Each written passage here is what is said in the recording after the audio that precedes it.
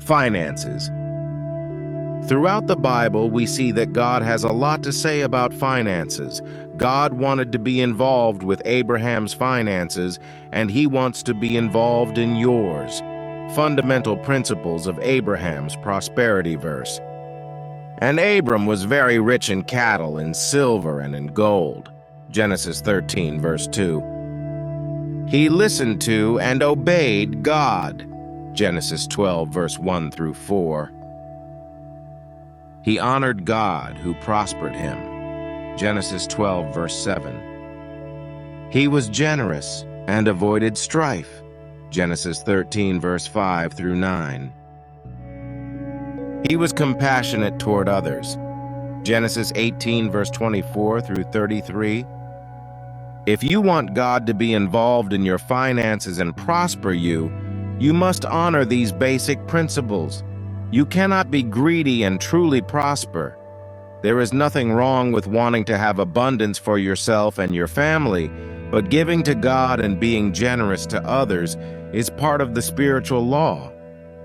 Solomon understood the principles of prosperity. He was one of the richest men who ever lived. His proverbs reveal many truths regarding finances.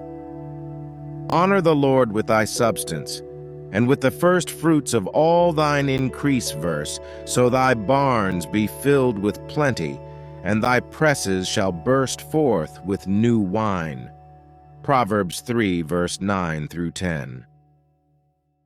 He who gives to the poor will not want, but he who hides his eyes from their want will have many a curse. Proverbs 28, verse 27. But in order to have true riches, the motive of your heart must be pure, to bless others and establish God's covenant. And beware lest you say in your mind and heart, my power and the might of my hand have gotten me this wealth. But you shall earnestly remember the Lord your God, for it is he who gives you power to get wealth, that he may establish his covenant, which he swore to your fathers, as it is this day.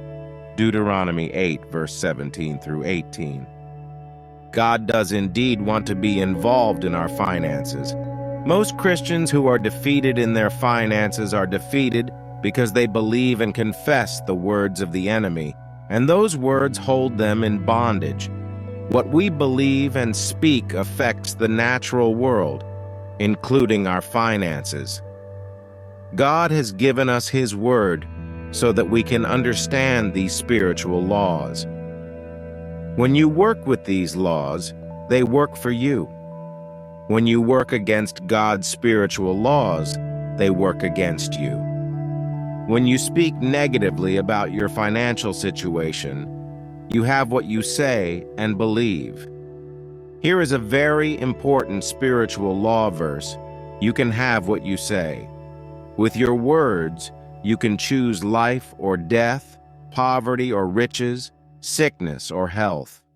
You may tithe 10%, work hard, and pray for prosperity every day. But if your words are negative and contrary to God's word, you could stay in debt, struggling to make ends meet. Words are powerful, but God's word is full of creative power.